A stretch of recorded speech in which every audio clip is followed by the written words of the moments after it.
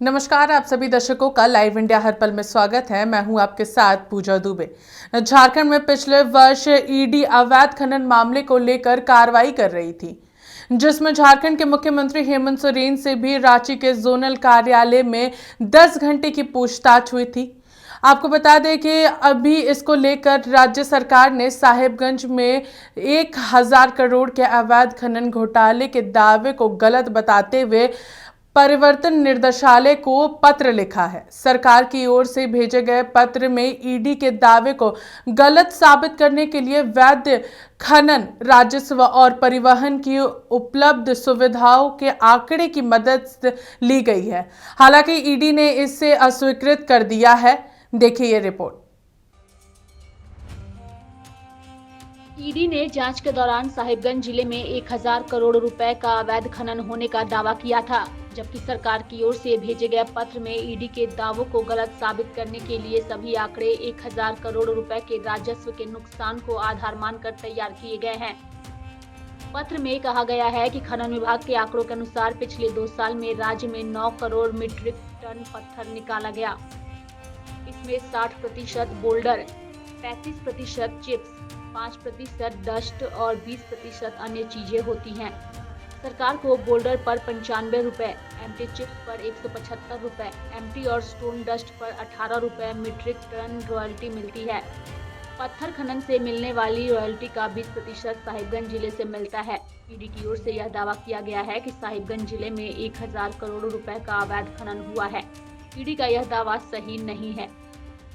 देखिए, ईडी बेबुनियाद आरोप लगाते रही है, उस पर जांच हुआ, यहाँ तक कि माननीय मुख्यमंत्री ने भी सहयोग किया, पूछताछ की बात हुई, वो गए।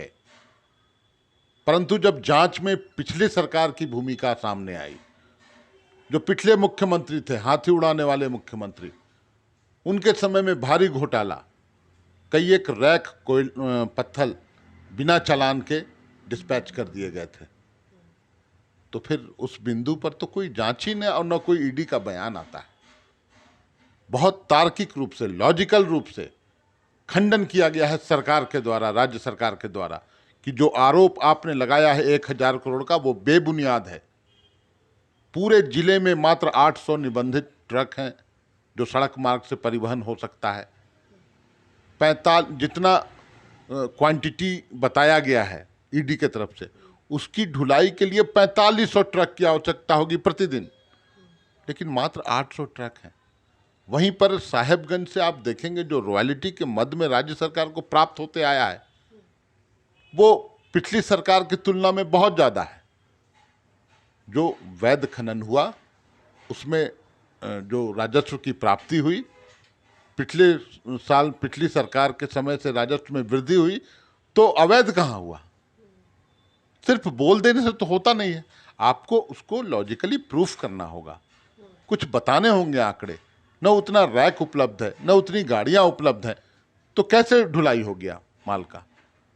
इसलिए ये बेबुनियाद आरोप है सिर्फ राज्य सरकार को और हमारे लोकप्रिय नेता, आदिवासी का बेटा, चूंकि आदिवासी है हेमंत सोरेन, किसी तरह एक परसेप्शन बना दो, एक नैरेटिव सेट कर दो और बदनाम करने की कोशिश। लेकिन जो जवाब दिया है राज्य सरकार ने, उसका कोई जवाब ईडी नहीं दे पाएगी। सिर्फ नकार देने से नहीं होता, उसको लॉजिकली प्रूफ करना होगा। आप कुछ भी बोले, अदालतों में भी मामला नहीं टिकेगा। तो जो पिछली सरकार पर आरोप थे उस पर ये चुप्पी साध जाते हैं। वर्तमान सरकार को बदनाम करने की नीयत से इस तरह की कवायद की जा रही है। पत्थर ढुलाई को लेकर सरकार का गणित पत्र में कुछ इस तरह है। अगर ईडी के अनुमान को सही मान लिया जाए तो सिर्फ साहिबगंज जिले में 2 साल के अंदर 8 करोड़ एम्प्टी पत्थर का अवैध खनन होना चाहिए था। यह साहिबगंज में होने वाले वैध खनन का करीब 4 गुना है। अवैध खनन से निकाले गए 8 करोड़ एम्प्टी पत्थर की ढुलाई के लिए जिले में आवश्यक परिवहन सुविधा नहीं है। एक रैक की क्षमता 4000 एम्प्टी और एक ट्रक की क्षमता 25 एम्प्टी पत्थर ढोने की होती है। ढुलाई की क्षमता के अनुसार 8 करोड़ एम्प्टी पत्थर को ढोने के लिए 20,000 रैक या 33 लाख ट्रकों की जरूरत होती। ईडी के अनुसार 2 साल में 6500 रैक से पत्थर की ढुलाई की गई है। अगर सभी रैक के सहारे अवैध खनन के पत्थर ढोए गए होते तो भी 8 करोड़ एम्प्टी पत्थर की ढुलाई संभव नहीं है। 2 साल में 8 करोड़ एमटी पत्थर ढोने के लिए प्रतिदिन 4500 ट्रकों की जरूरत होती, लेकिन इसके मुकाबले जिले में सिर्फ 800 ट्रक ही निबंधित हैं। इसलिए साहिबगंज में ईडी द्वारा अवैध खनन के मामले में किया गया दावा सही नहीं है। इस पत्र के बाद बीजेपी ने हेमंत सरकार पर निशाना साधा है। उन्होंने कहा कि उन आंकड़ों का भी जिक्र करना चाहिए जो ऑन पेपर नहीं है। देखिए, हम तो बस इतना कहेंगे कि बड़े भोले हैं सरकार हमारे। भाई वो इतने भोले हैं कि वैध और अवैध खनन के बीच का अंतर उनको समझ में नहीं आ रहा। और ये जो आंकड़ा उपलब्ध करा रहे हैं वो तो सिर्फ वैध खनन का है, जबकि अवैध खनन का क्वांटम कई गुना ज़्यादा माना गया है वैध खनन से। तो वहाँ इलीगल जो है प्रोडक्शन वो लीगल प्रोडक्शन से कई गुना ज़्यादा है। और ये सिर्फ ट्रकों की बात ही क्यों कर रहे हैं? एक तो पानी का बहुत विशालकाय पोत भी था जिसके ज़रिए गंगा नदी के सहारे इलीगल पत्थरों की ढुलाई होती थी। और अगल बगल के ज़िलों को भी ट्रकों को क्यों छोड़ रहे हैं? और जो निबंधित ट्रक नहीं है उनका भी आंकड़ा क्यों छोड़ रहे हैं? और अगर सच में इनकी बातों में दम होता तो सर्वोच्च न्यायालय तक गए थे पंकज मिश्रा अपना बेल लेने के लिए। प्राइमा फेसी तो उनके केस को अस्वीकार कर दिया सर्वोच्च न्यायालय ने। आज भी वो जेल के सलाखों के पीछे हैं। तो स्टेट गवर्नमेंट जो दलील दे रही है वो सिर्फ वैध खनन का दे रही है, अवैध खनन का गोल कर जा रहे हैं। तो इस पूरे पत्र को लेकर के कई सारी बातें यहाँ पर दोनों ही पार्टियों के द्वारा कही गई है।